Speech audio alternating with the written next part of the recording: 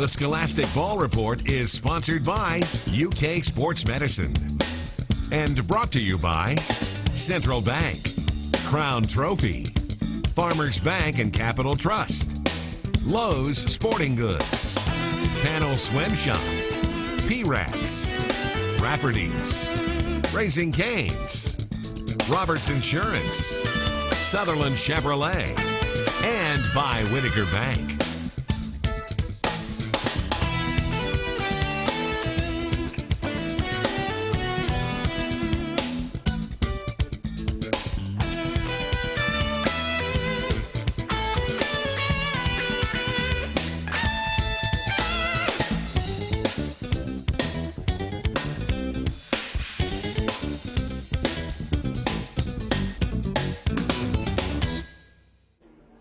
And welcome into the Scholastic Ball Report. Gary Ball, my intern Curtis Brown. Thanks for co-hosting today. Looking forward to working with you on the show as we wrap up season 13. Well, it's great to be here. And our team of the week is from Lexington Catholic. Coach Taylor Brooks is here. All he does is have one of the top teams in the state. They're ranked 5th in the coaches poll right now. Preseason, they were #1 in the state. And, of course, he's a former pitcher there. The Coach Brooks does a great job there at Lexington Catholic. Yeah, they always have a great team. Our feature is from WYMT, Josh McKinney. He's going to tell us about the great Freddie Maggard Sr., who passed away, unfortunately, this past week. Hit that winning shot for Carr Creek. That's coming up as our feature. And tell us, you and Brittany Lighton will talk to our scholar athletes, and they're from Tates Creek High School. Yeah, we have Tates Creek softball here this week.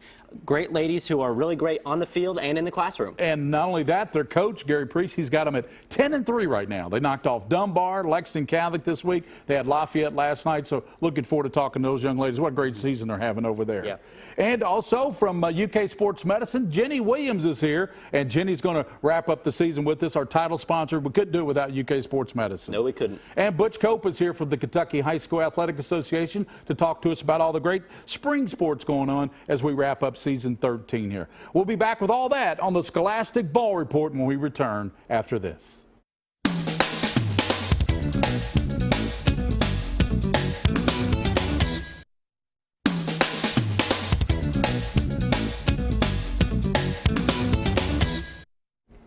Welcome back in. We want to thank, of course, Bob Roberts Insurance. They're out in Richmond, Kentucky on Main Street. They insure half this great state of Kentucky. With my intern Curtis Brown, Gary Ball, and we're joined by the Knights of Lexington Catholic, Coach Taylor Brooks. And Coach, we've had you on the show a number of times over the years because you do a great job there with the baseball program there. And, you know, I've heard you say in interviews it's about getting better every game out.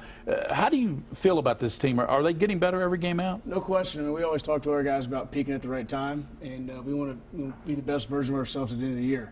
So, you know, we really challenged them at the beginning of the year with some tough teams. In Kentucky, they went down to IMG and played in the IMG National Classic and played in one of the best tournaments in the country. So, you know, we're really challenging them. We're playing against the best of the best, and, you know, we came back and, you know, got a good district win out of there. So, you know, I think they're growing. I think they're getting better, and I think they're growing as not only players but as teammates as well.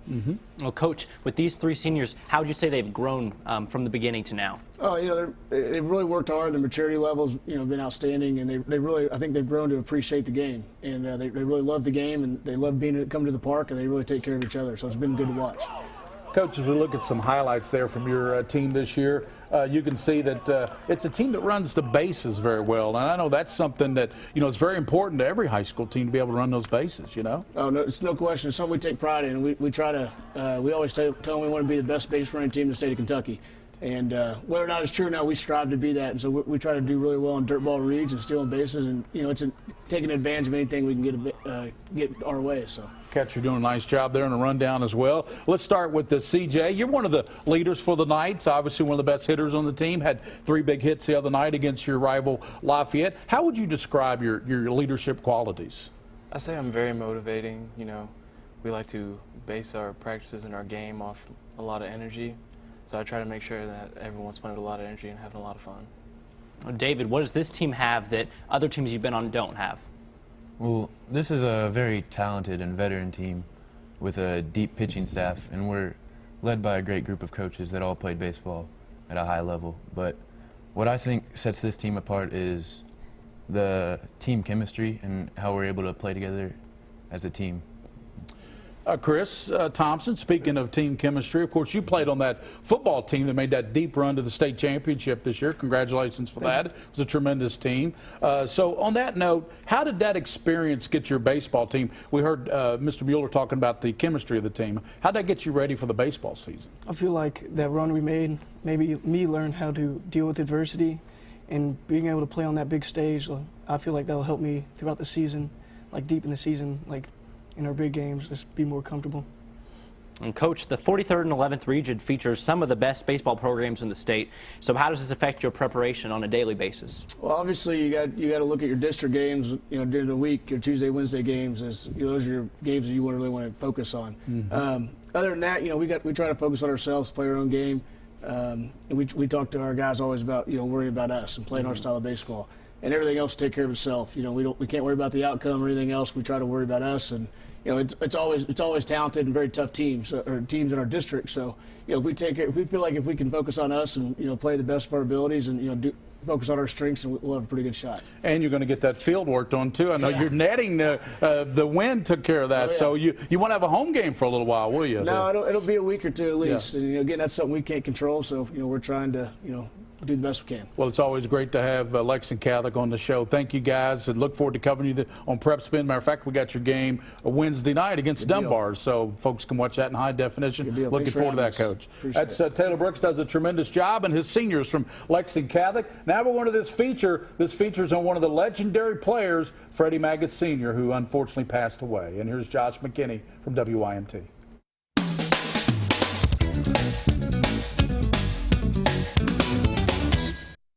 A mountain schoolboy legend, if there ever was one, Freddie Maggott Sr. lived the ultimate mountain schoolboy fantasy, making not one but two game-winning shots in the 1956 Sweet 16, helping lead Card Creek High School to a state championship.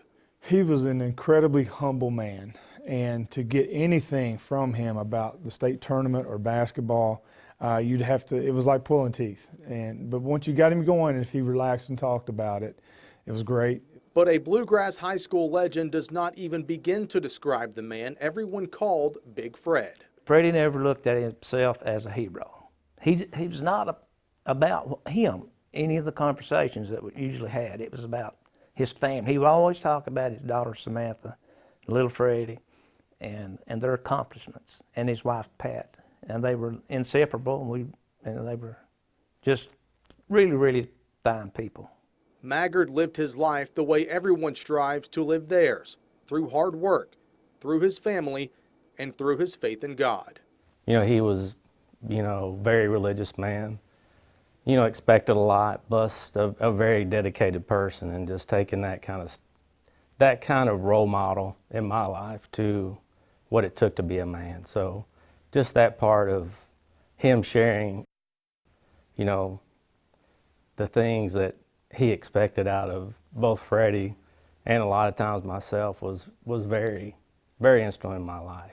He would want people to know first and foremost about his faith, how he loved his family, and that's how he lived his life. He was a hardworking, honest, humble man that loved the Lord and loved his family, and everything else was totally secondary. A competitor on the court with a heart of a lion. Told me one time that he has a ring and I don't, and to remember that, and I did. And a husband, father, and friend off the court with that heart full of love. But in my opinion, the greatest accomplishment that my grandfather went through was meeting his wife, Patricia Maggard, and from that relationship alone, they had two beautiful children, my uncle and my mom. I want to miss my dad. There's no way around that. I miss him today, and I'm going to miss him. But today is a celebration because we know his eternal home is where he is. Yeah, Kentucky definitely lost one of the good ones. Freddie Maggard Sr., a high school basketball hero who leaves behind a legacy much bigger than any shot at the buzzer.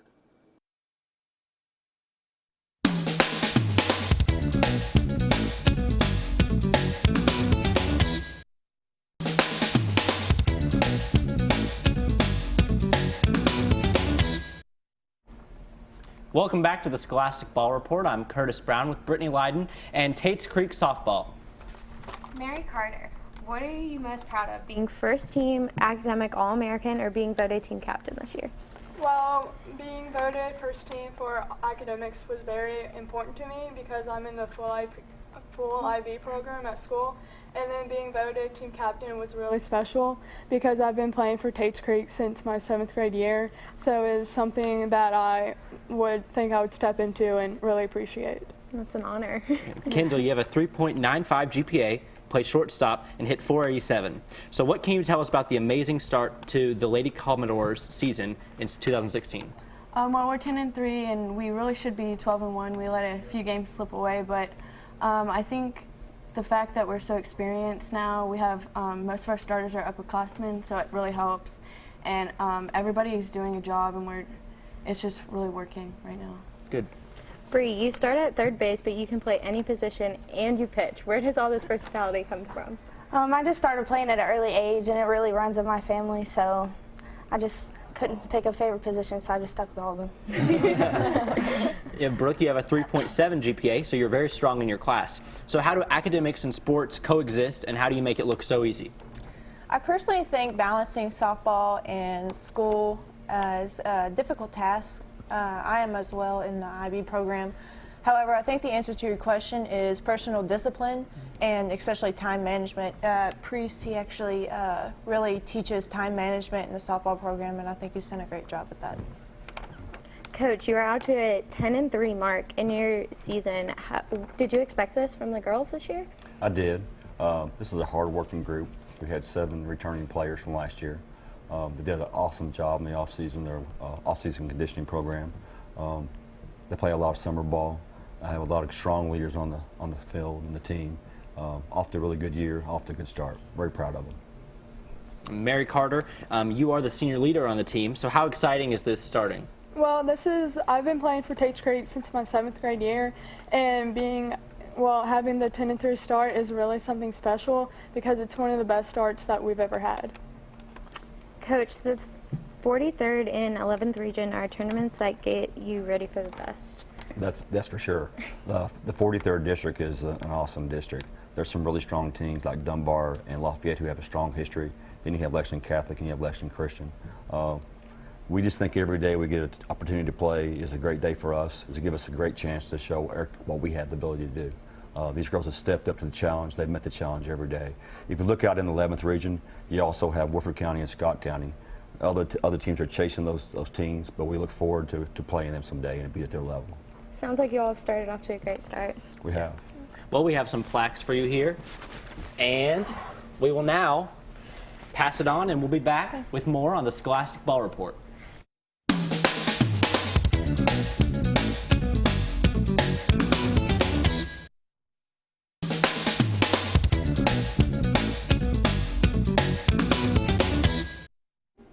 And back into our Kentucky High School Athletic Association notes. Butch Cope, the executive director, joins us, and with Curtis Brown, my intern from Lafayette. Butch, always great to have you on the show. Thanks for taking out your time. It's great to be here as always. I know it's a busy time of the season, and you and I were talking before the taping. The KHSA has added some great spring sports. You want to tell us about all those right now? Yeah, we've added within the last 3 years archery and bass fishing that's going on here in the spring, increase in participation, and that target group that might not have been on the football or baseball team, just giving another opportunity to kids. So really, how have you seen the participation go up with the addition of these new sports? We're up to about 74,000 kids that are participating in all the sports and sport activities, and looking at other activities to add as well. Dance is probably the next one that might be under consideration to be added in the future. So, Butch, 74,000 high school students participate in the Kentucky High School.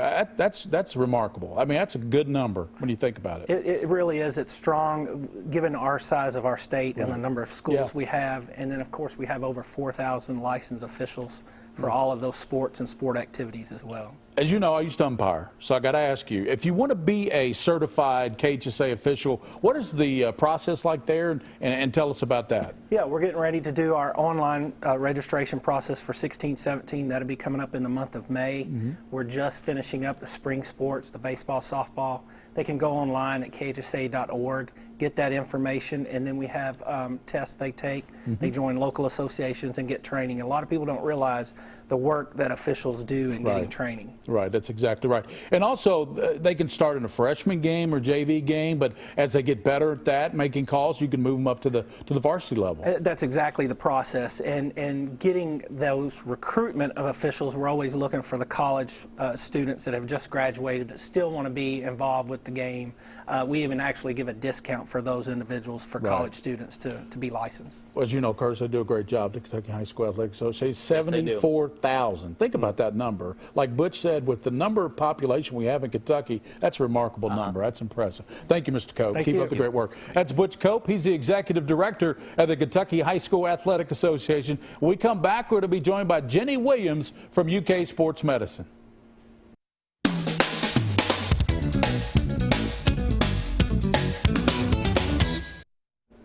And back with our UK Sports Medicine Orthopedic Surgery segment, Gary Ball, Brittany Leiden, our intern from Catholic, and Jenny Williams. And Jenny, as I always say, great to have you on the show, and you all do such a great job there. But let's talk about something that's really important, off-season conditioning. Right. How important is that? Well, you know, we're getting into the time now for a lot of sports to be off-season conditioning, getting ready for the fall sports to come back.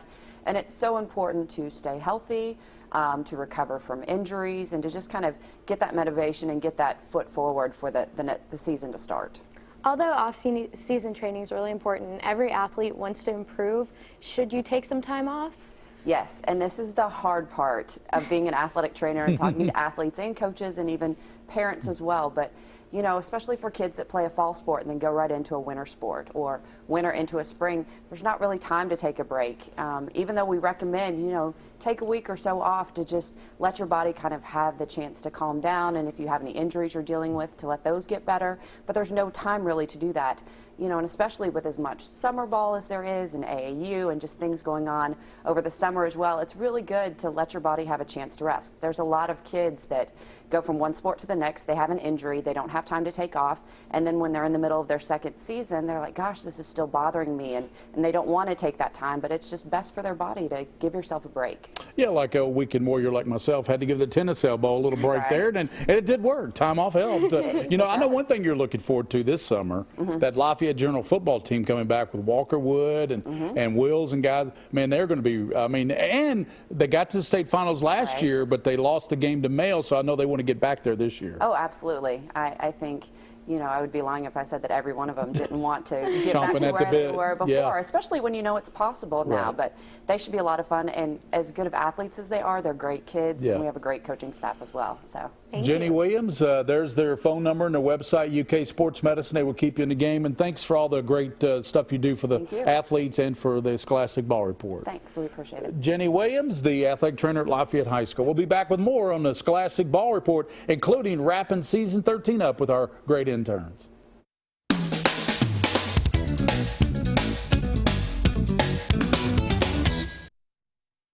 And, of course, we want to wrap up season 13 on the Scholastic Ball Report. Thanks to Tates Creek softball for coming in. Also, Lexington Catholic baseball, Butch Cope from the KHSA. And thanks to these fine, outstanding interns, Curtis Brown and Brittany Leiden. And, Brittany, I know you really enjoyed the experience on the show. I really did. It was a really different experience and awesome to work in a studio like this and with you who has so much experience in this field. It's pretty cool. And you'll be heading to UK this fall. I'll stick around. Curtis, you're going to be a Bearcat of University of Cincinnati. Cincinnati. And like Brittany said, I mean, this has been such a great opportunity. To be up here is sort of nerve-wracking, but I think throwing us in head first has been an awesome experience, and we've both grown a lot. Yeah, well, you guys did fantastic. Some of our best interns. Of course, Rebecca Cook, too, only a junior. She'll be a senior at Franklin County, but she's going to be busy. Yeah. Brittany, she's going to be one of the best basketball players in the state next year, so hope she has a great season. We miss you, Rebecca. And thank you all very much for doing a great job on the show, and as always, just a tremendous job. Tell your parents I said thanks for letting you come out here every week for this show. Thank you, Gary. As always, on the Scholastic Ball Report, for those you see and those you don't see, keep your eye on the Scholastic Ball Report. The Scholastic Ball Report was sponsored by UK Sports Medicine and brought to you by Central Bank, Crown Trophy, Farmers Bank and Capital Trust, Lowe's Sporting Goods, Panel Swim Shop, P-Rats, Rafferty's, Raising Cane's, Roberts Insurance, Sutherland Chevrolet, and by Whitaker Bank.